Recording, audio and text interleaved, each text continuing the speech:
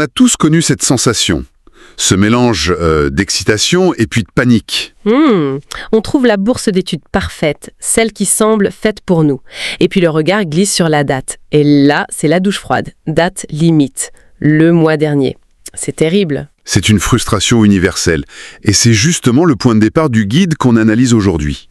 L'objectif, ce n'est pas juste de lister des dates, mais de bâtir une vraie stratégie pour que ça n'arrive plus. Absolument. Et ce qui est frappant d'emblée dans ce document, c'est que ce n'est pas un catalogue de bourses, c'est un guide méthodologique. Une méthode, oui. L'idée centrale, c'est que le succès dans ce domaine n'a presque rien à voir avec la chance.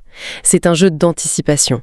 Ce qu'on a là, en fait, c'est un plan de bataille pour maximiser ses chances bien avant le sprint final. Un plan de bataille, j'aime bien l'idée. Alors allons-y. Le guide pose une sorte de règle d'or, une phrase qui résume tout, je trouve. Oui, les bourses ne récompensent pas la vitesse, elles récompensent l'anticipation. Le texte est formel là-dessus. Les lauréats, ce sont quasi systématiquement ceux qui commencent très en avance. Et ça tord le cou à un mythe tenace. On adore tous cette histoire du candidat génial qui, la veille au soir, rédige un dossier brillant et qui décroche le gros lot. Le coup de génie de dernière minute. Voilà. La source nous dit que c'est de l'ordre de l'anecdote. C'est l'exception qui confirme la règle. Et surtout, ce n'est pas une stratégie. Tenter ça, c'est jouer au loto en fait. D'accord, donc on oublie le sprint final. Mais concrètement, pourquoi c'est si important de commencer tôt? Ce n'est pas juste pour être moins stressé. C'est beaucoup plus que ça. Le guide décompose bien les avantages. D'abord, la qualité des essais. Un texte rédigé sur plusieurs semaines, qu'on laisse reposer, qu'on fait relire, ça n'a rien à voir avec un texte écrit dans l'urgence. Bien sûr. Et puis, il y a les lettres de recommandation. C'est crucial. Un professeur qu'on prévient des mois à l'avance, à qui on donne un dossier clair. Il peut faire une lettre vraiment personnelle. Exactement. Personnelle, percutante. Le même professeur, sollicité une semaine avant, sortira un modèle standard.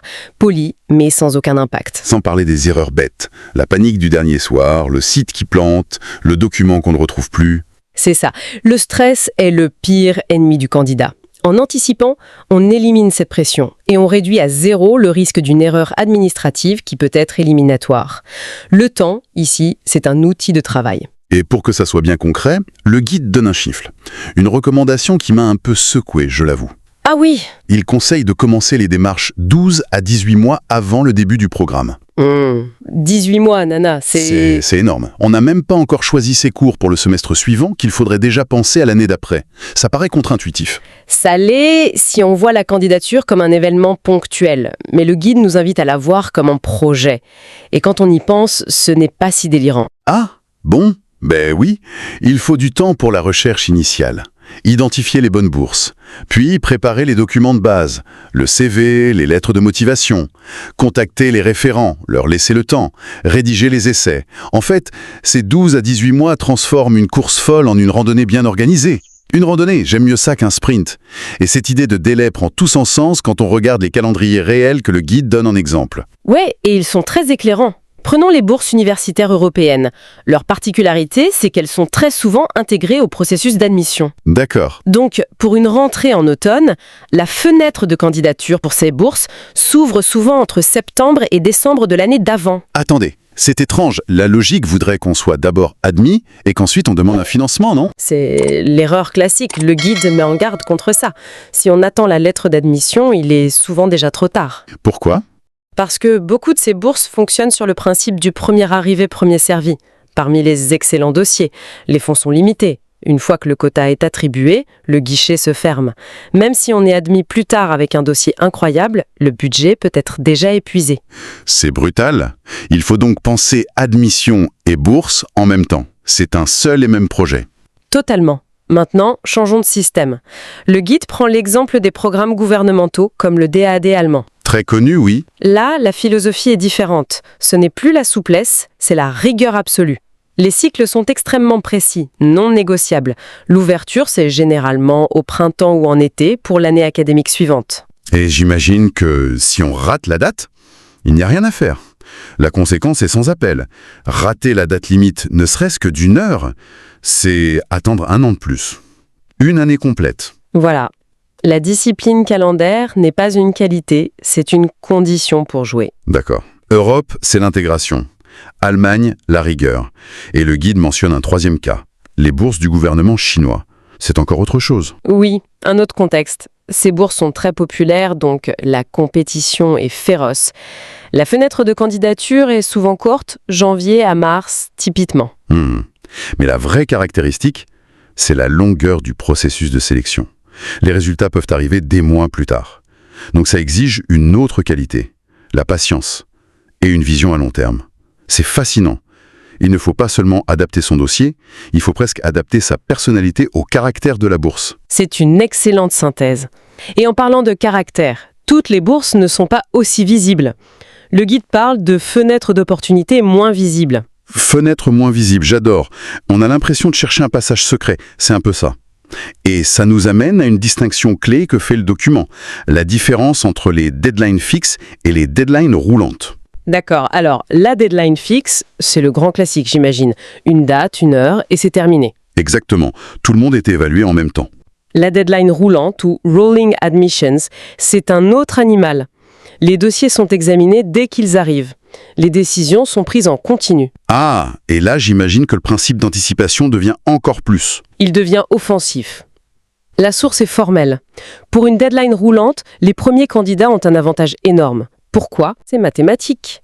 Chaque fois qu'une bourse est attribuée, le fonds total diminue. La compétition pour ceux qui restent devient plus féroce. Arriver tôt, c'est se présenter quand le budget est plein.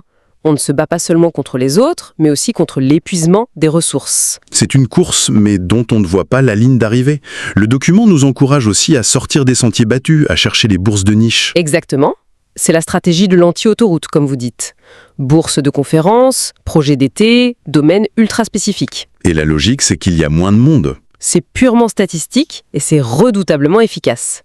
Moins de visibilité, moins de candidats.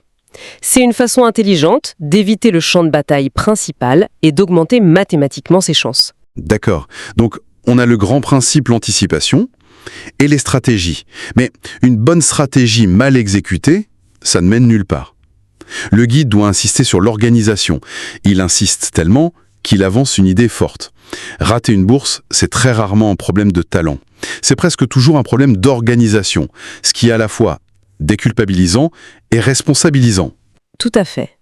Et il propose un outil pour ça. Un outil très simple. Lequel ? Un tableau de suivi. Sur Excel, Notion, peu importe. L'important, c'est de centraliser l'info. Nom de la bourse, date limite, documents requis. Et surtout, une colonne pour suivre l'état d'avancement de chaque micro-tâche. Le diable est dans les détails. Totalement. Le pouvoir de ce tableau, c'est ce qu'il décompose la montagne. Postuler à la bourse X devient une série de petites collines. Scanner mon passeport, demander ma lettre, rédiger le premier jet. Ce tableau, c'est un anxiolytique. Et dans cette même logique, il y a une autre règle pratique. La règle des 3 semaines. Oui. Elle dit que le dossier doit être finalisé, prêt à être envoyé, 3 semaines avant la date limite officielle. Ça peut paraître excessif, mais la philosophie derrière est très juste. Ces 3 semaines ne sont pas une marge de sécurité en cas de retard. Non, c'est une période de travail. C'est une période de travail active, la plus importante peut-être. C'est le temps de la relecture, de la correction, c'est le moment où on peut faire lire son dossier par un mentor, un ami critique, pour avoir un retour extérieur.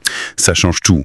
La vraie deadline, ce n'est plus celle du site, mais celle qu'on se fixe 3 semaines avant.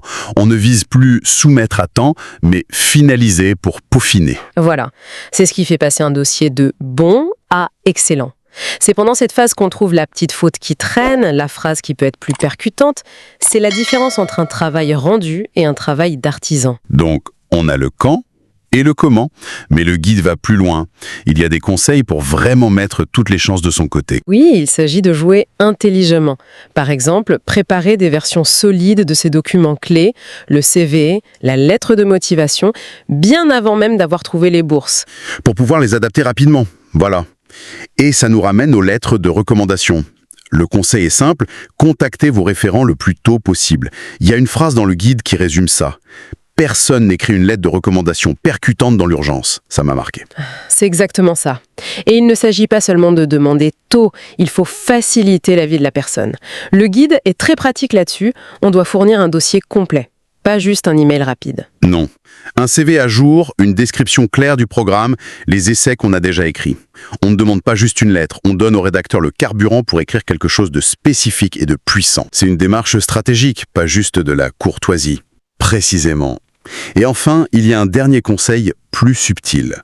Ne pas avoir peur du follow-up poli. C'est-à-dire, Contacter le comité après avoir envoyé le dossier. C'est pas un peu risqué?